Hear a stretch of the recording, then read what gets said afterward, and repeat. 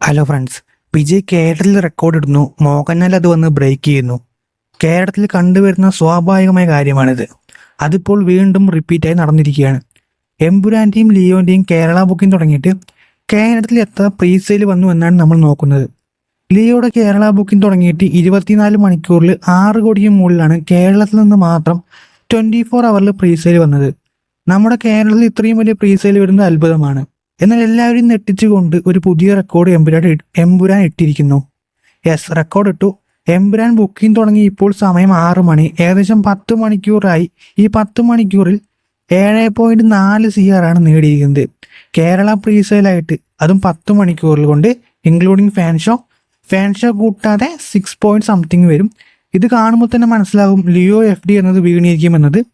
Leo Kerala final presale 8.8 CR ആണ്. Fan show കൂട്ടി 9 point something വരും. FD 12.5 CR ആണ് കേരളത്തിലുള്ളത്.